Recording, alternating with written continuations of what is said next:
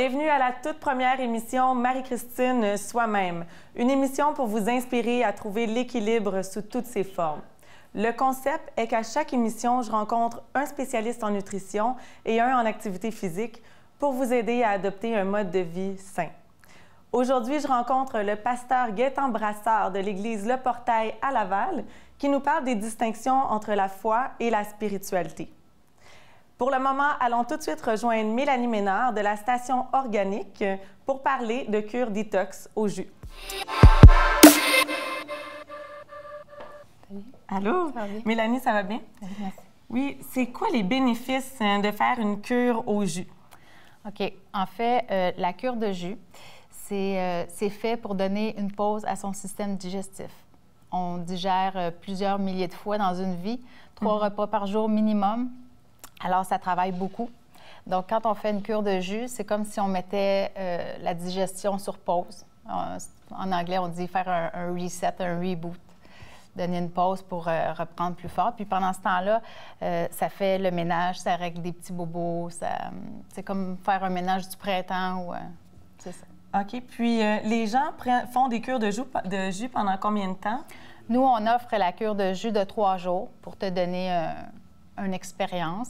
C'est sûr que si tu la pousses à 7, 14 jours même, là, tu vas vraiment ressentir les bienfaits de la cure de jus. Mais 3 jours, c'est un bon... comme une débutante un peu, là, juste pour ressentir un petit boost d'énergie. Est-ce qu'il y a un accompagnement pour ça? Vous donnez des directions un petit peu pour la cure de jus? On a un document qu'on remet avec les cures de jus, la préparation avant et après, parce que sortir de la cure de jus, c'est aussi important que la débuter.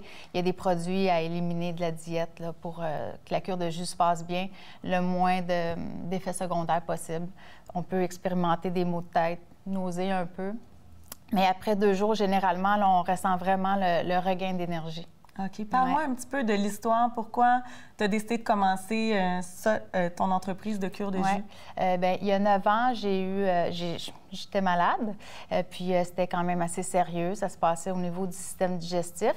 Et puis, j'ai été hospitalisée et tout. Quand je suis sortie, j'ai fait la rencontre de 2 personnes qui m'ont ouvert sur un monde que je connaissais pas du tout, puis qui est inimaginable, les possibilités qu'il y a pour bien se nourrir, puis surtout sous forme liquide. L'alimentation vivante, c'est ça? Oui, l'alimentation vivante, les jus, les laits de noix. Parce qu'avec ma condition, je ne devais pas manger aucun légume cru, des fruits avec les petits grains, les amandes, le maïs et tout. Donc, il fallait complètement que je revoie mon alimentation si je voulais continuer à être vitalisée. Donc, en jus, c'était beaucoup mieux, en fait. Tu pouvais manger les aliments que tu t'étais fait dire que tu ne pourrais pas manger crus. Exemple, dans mon jus vert, j'ai 3,5 livres de produits frais.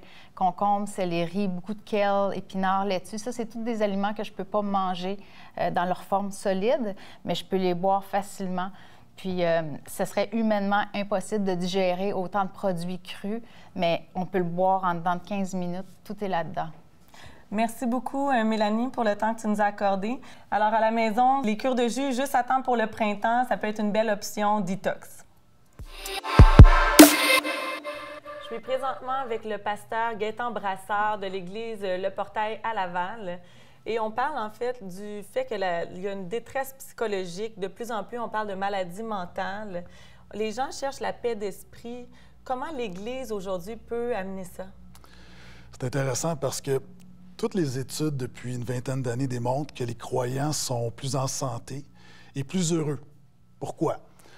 Donc, c'est scientifique. En même temps, peut-être à cause de la communauté, mais parce que la foi, c'est plus qu'une croyance. Vous savez, on dit souvent je crois que le Canadien va gagner la Coupe Stanley.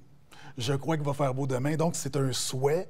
Mais la foi, c'est la confiance. Et le croyant a confiance que Dieu est avec lui.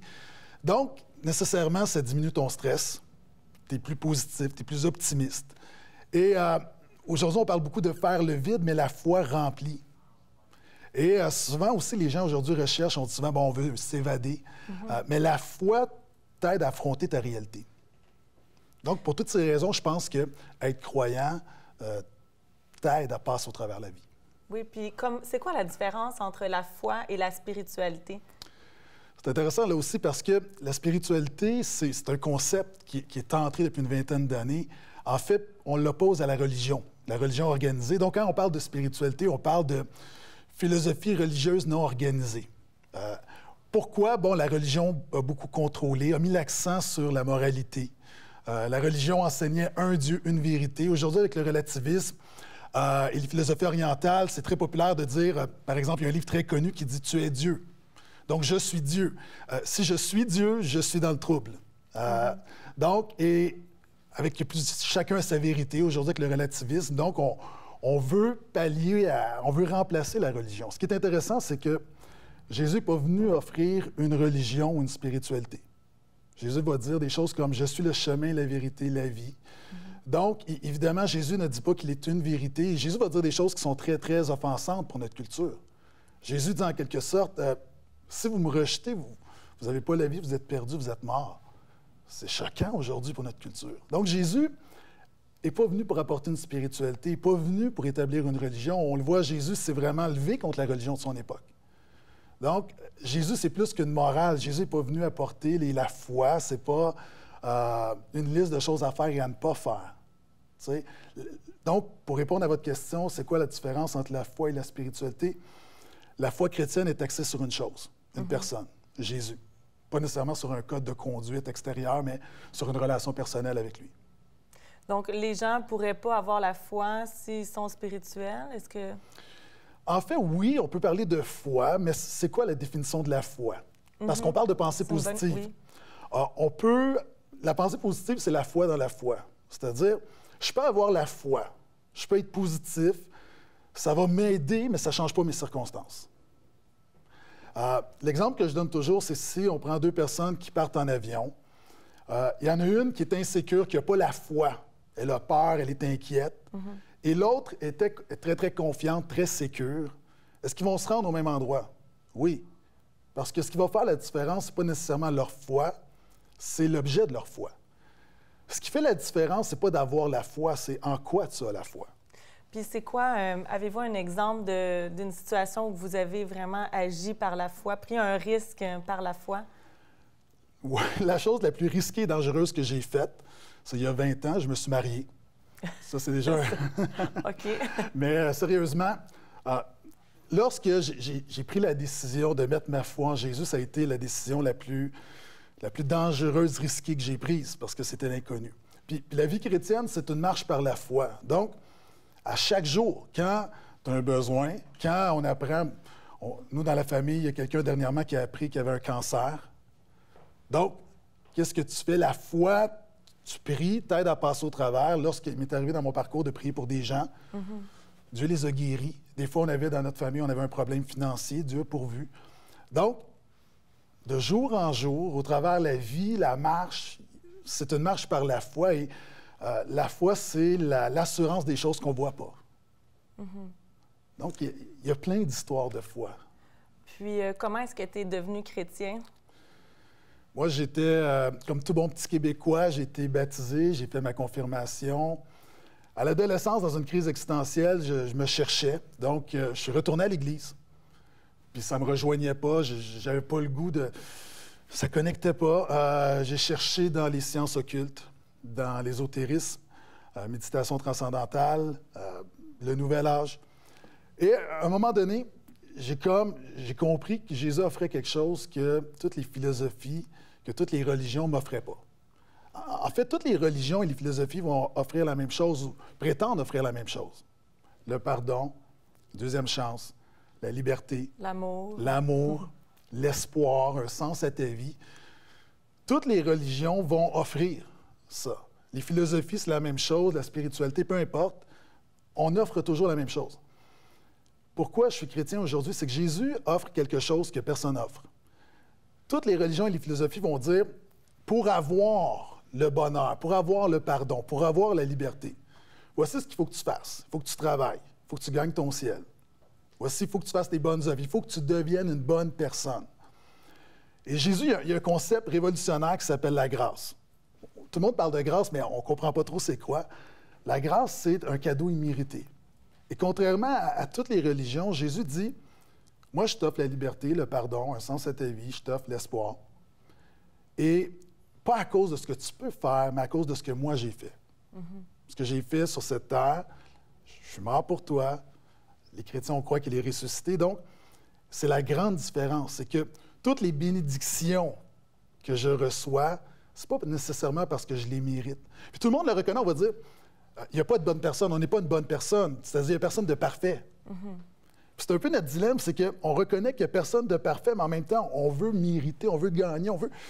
Et Jésus ne dit pas, voici, il faut que tu aies le bon enseignement, il faut que tu aies tel éveil, il faut que tu fasses tel rite. Simplement, et c'est là qu'on revient à votre question, simplement recevoir par la foi. C'est simplement la confiance dans ce qu'il a fait. Puis, vous faites plusieurs initiatives pour la communauté, avec l'Église. Pouvez-vous m'en parler un petit peu? Bien, une des choses importantes qu'on a fait dans la dernière année, c'est avec l'arrivée massive de réfugiés.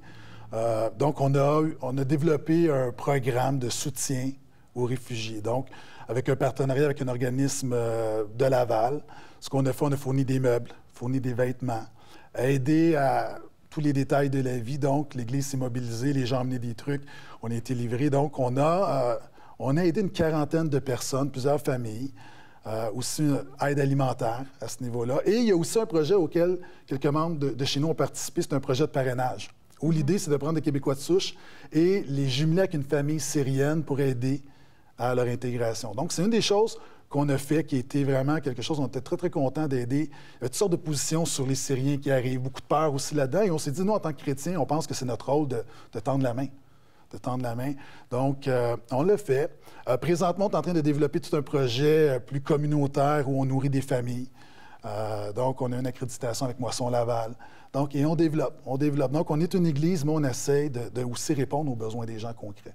Donc, si les gens veulent participer puis aider dans la communauté, comment ils peuvent procéder? Ils peuvent nous trouver sur Internet, ils nous envoient un courriel. Régulièrement, lorsqu'on lance des initiatives, on rend ça public.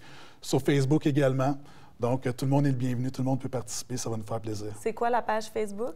C'est simplement Église Le Portail. Église Le Portail sur Facebook ou sur Internet, égliseleportail.com.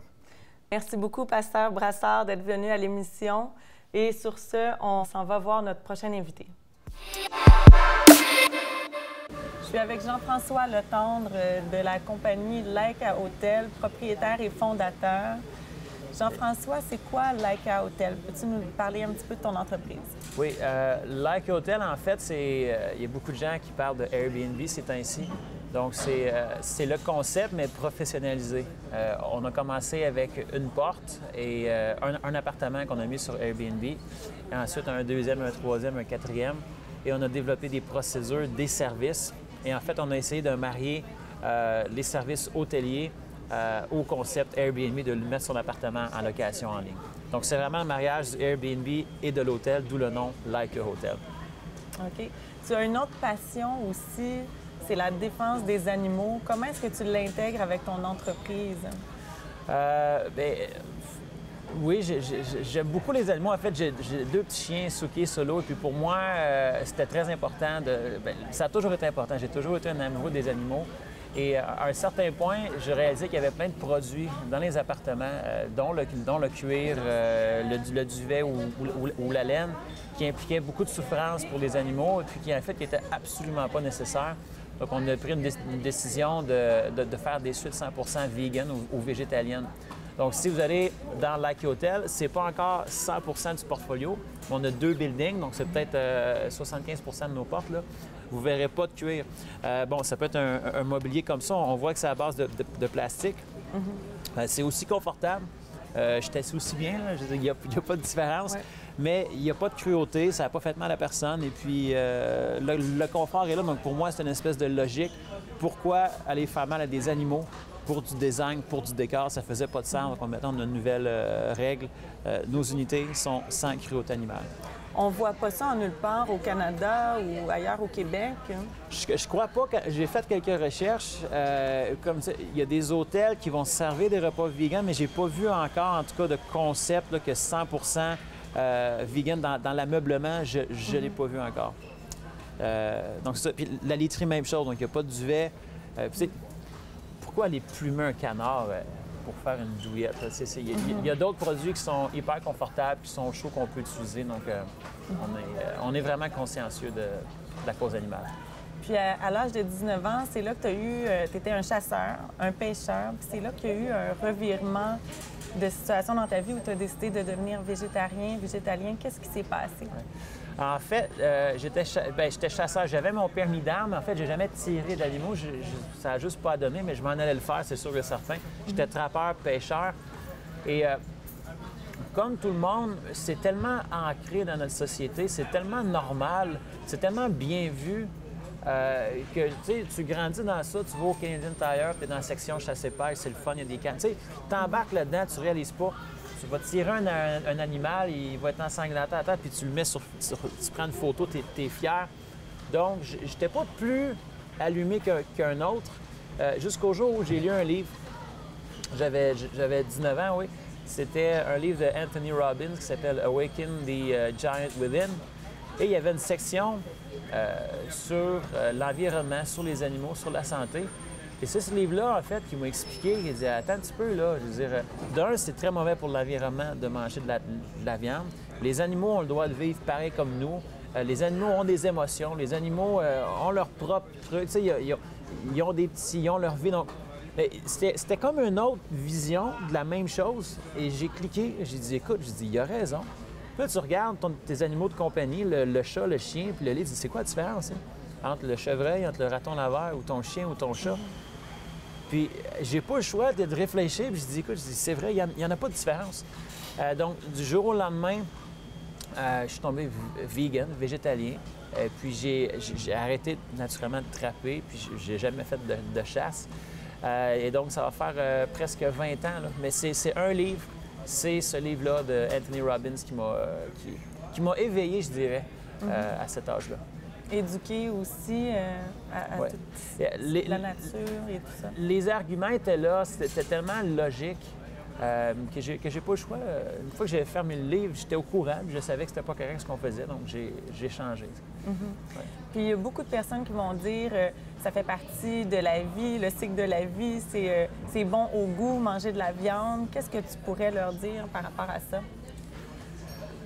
Bien, ça va loin. Tu sais, le goût, on dit que la viande, c'est bon. Mais en fait, ce qu'on aime, c'est la sauce qu'il y a avec, c'est les épices, c'est le sel. Je pense pas qu'il y a personne qui va prendre un morceau de poulet, là, pas cuit, là, puis qui va le manger et dire le goût de la viande, c'est délicieux. Là. C'est pas vrai. Si le poulet, tu le prends, puis tu le mets au four, puis tu mets une épice, puis tu l'apprêtes, puis tu mets dans une patente, puis ça, là, il devient bon. Mais à la base, on n'est pas fait pour ça. La preuve, c'est qu'on doit cuire toutes les viandes qu'on mange. Et puis, à ce que je sache, j'ai pas de... Tu sais, les gens disent, mais les lions le font, ça fait partie de la nature, mais je suis désolé, mais j'ai pas des dents de lion, j'ai pas de griffes, je suis pas capable d'attraper de proie. On a évolué parce qu'on est une espèce intelligente, puis on s'est rendu compte qu'à un moment donné, que si on cuisait cet aliment-là, on était capable de le digérer, puis ça nous a aidé à survivre avec les années. Mais à la base, c'est prouvé, c'est scientifique, c'est même pas un argument. On est des végétariens, on est des cueilleurs, en fait. Donc, on a évolué. Mais aujourd'hui, à 7 milliards d'humains sur Terre, avec tout ce qu'on sait, avec l'industrie animale, avec la pollution que ça fait, là, ça fait plus de sens. Et j'espère qu'on va, en tant que société, réagir à ça, puis comprendre que c'est nocif pour nous, c'est nocif pour l'environnement et c'est naturellement très nocif pour les animaux. Mm-hmm. Puis aussi, dans les éleveurs et tout ça, il y en a qui disent qu'ils sont bio, c'est en élevage, ils font attention aux animaux. C'est quoi ton opinion? J'écrivais justement quelque chose dernièrement. Being less bad, doesn't make it right. Bon, il y a eu quelques temps, là, les poules en liberté. Mm-hmm. C'est tellement un gros truc de marketing. Ils vont te mettre ils vont te mettre une espèce de champ avec une petite photo, puis les poules puis sont en liberté, ils ne sont pas dans des cages. Mais ça, la réalité, c'est que ils sont 15 000 poules dans un espace fermé. C'est vrai, il n'y a pas de cage, mais ils sont dans une grosse cage au lieu dans chacun dans des petites cages séparées. Mais c'est la même cruauté, c'est le même illogisme. Et puis, la poule, elle va quand même aller dans le slaughterhouse, se faire couper la tête. Et puis, c'est pas mieux. C'est peut-être mettons, à choisir, OK, on peut prendre un produit bio, c'est toujours mieux. Oui, j'imagine que c'est un poulet, je préfère peut-être être dans un espace ouvert, mais au bout de la ligne, c'est quand même, c'est un camp de concentration animale, c'est pas une vie, c'est très cruel et on ne devrait pas le faire. On le ferait pas à nos chats, on le ferait pas à nos chiens. Pourquoi le faire à 50 milliards d'animaux de ferme par année? C'est tout le temps ça. Est-ce que je ferais ça à mon animal? Non. Donc, pourquoi le faire? Parce que lui, il est né dans une ferme, il n'a pas de droit. Lui, on peut le massacrer. Lui, on peut y enlever sa liberté. On peut les torturer. Ça fait pas de sens, selon moi. Puis quelqu'un qui voudrait commencer à être végétarien ou végétalien pourrait commencer par où? Je dirais, aller prendre l'information. Il y a des excellents documentaires sur Netflix. Je pense à Earthlink, Cowspiracy. Je dirais que c'est probablement le premier que les gens pourraient voir. J'aimerais que les gens comprennent le fondement, pas juste tomber dans une mode « Ah, je vais devenir végétarien ou végétarienne ». Dans l'émotion. Oui, va comprendre le corps, va voir pourquoi tu devrais le faire. Et ensuite, c'est très facile, surtout aujourd'hui, en 2017, les plats végétariens, les restaurants végétariens, il y en a partout. Donc, une fois que tu es convaincu et tu comprends le pourquoi, va en ligne, l'information est là. Il y a des recettes qui sont délicieuses maintenant, et puis il y en a beaucoup plus. C'est vrai qu'à chaque année, ça double et ça triple. Je crois que dans le végétarisme, le végétarisme, c'est de 300 à 400 % par année que ça augmente. Donc, il y a vraiment un mouvement. C'est pas aussi fort que je le voudrais, mais il y a un mouvement, puis ça s'en va dans la bonne direction au moins. Tu as parti ta propre page Facebook aussi. Oui, vous pouvez aller voir Rights for Animals. Donc là, je mets des vidéos, je parle, il y a des bonnes, il y a des moins bonnes nouvelles. Donc oui, effectivement, c'est une information que vous pouvez aller voir sur Facebook. Merci, Jeff. Pour plus d'informations, vous pouvez vous rendre sur le Facebook de MaTV Laval. N'oubliez pas de faire j'aime et partager la page. On s'en va voir mon prochain invité. Je suis présentement avec Jessica Desrosiers de Kangoo Club Québec. Jessica, bienvenue. Bonjour. Tu viens nous faire 4 exercices à faire à la maison avec les souliers. Oui, avec nos bottes trampoline Kangoo Jump. OK, let's go. Montre-moi ça. Alors, on peut y aller avec un jogging régulier. Ça minimise l'impact de 80 % sur toutes les articulations qui sont sollicitées quand on court, quand on saute, telles les genoux, la colonne vertébrale et les hanches. Donc, c'est vraiment le bénéfice numéro 1. On peut y aller avec un jumping jack aussi. Ah ouais, hein? Super! Gardez toujours bien les genoux pliés. Yes! C'est bon pour qui, ça? C'est bon pour tout le monde. Les hommes, les enfants, on retourne avec un jogging. Les hommes, les enfants, les femmes, tout le monde peut en faire. On a des bottes pour enfants, pour adultes. Il n'y a pas d'âge dû à la réduction d'impact. C'est vraiment très drôle. On peut y aller même avec un squat. On ouvre les pieds à la largeur des épaules. Un peu plus musculaire. On fixe un point devant et on revient sur. OK. On travaille beaucoup les muscles stabilisateurs parce que c'est quand même stable, mais on sollicite toujours les abdominaux. Ça fait cric-crac-croc. Oui, ça, c'est le bruit des bottes. C'est un plastique qui est de bonne qualité, mais souple. Donc oui, ça peut faire du bruit et ça attire l'attention, ça, oui, j'avoue. C'est vraiment... ça travaille l'équilibre beaucoup, hein? Beaucoup. Donc, les muscles stabilisateurs qu'on travaille ici pour renforcer l'équilibre et les abdominaux complets. OK. On peut y aller juste le même jeu. On court. Avec un genou levé, donc on lève un petit peu plus les genoux devant. On sollicite beaucoup les jambes. Faut pas tomber. Non. Alors, on sollicite beaucoup les jambes, OK. les cuisses, les fessiers. Ça, c'est bon parce qu'on doit lever le poids de la botte qui est environ 2,5 livres. Jessica, tu me fais faire un petit entraînement qu'on peut faire à la maison? Oui, facile, à l'intérieur ou à l'extérieur. On y va avec un jogging. Donc, on garde une bonne posture, le dos droit, les abdos engagés. Un petit sourire, c'est le fun. Super. Après ça, on lève les genoux un petit peu plus haut. La largeur des hanches. Super. On maintient comme ça. On y va. On continue. Vite. 10 secondes. Vous allez voir si je suis en forme. Et on y va en squat. Donc, on ouvre les pieds, la largeur des épaules. Super. Regarde, fixe un point devant. Moi, j'y vais environ toujours des segments de 30 secondes quand je fais les exercices et on peut les répéter, justement. Okay. On peut rester en bas pour 5 secondes. 4, 3, 2... Corde à sauter. Corde à sauter, OK. Oui, garde les genoux pliés. Super. Génial. On peut le faire avec ou sans corde. Les deux sont faisables. Yes. Et on finit avec un jumping jack régulier. On ouvre les mains. Yes. On ouvre la largeur des épaules. Yes. Super comme ça. C'est bon, hein? Oui, c'est très cardiovasculaire. C'est très cardio. Oui. Ça travaille plus fort que sans bottes. Hein? Exactement. On parle de 20 plus d'efficacité niveau cardiovasculaire. Yes, on peut même y aller avec un talon fesse, c'est qu'on lève la botte, mais derrière. Super. Un 90 degrés. On vient solliciter vraiment les cuisses, les quadriceps. Merci beaucoup, Jessica, Ben, merci à pour toi. ton temps. Puis à quel endroit est-ce que tu fais ça? On donne des cours dans différents coins dans la région ici, mais on en a beaucoup à Laval aussi. Donc, au parc Marc-Aurèle-Fortin à Laval. OK. Si les gens veulent plus d'informations, ils pourraient aller... Nous voir sur notre site, kangourou-club-québec.com ou sur Facebook. Merci beaucoup, Jessica. Ben, merci à toi. pour Bon ton entraînement. temps. Merci. C'est déjà tout pour cette semaine. La semaine prochaine, ne manquez pas le voyage qui a touché la vie de Jean-Jacques Lapierre, ex-conseiller municipal de Laval. On parlera de c'est quoi avoir un bon pH équilibré dans son corps. À bientôt.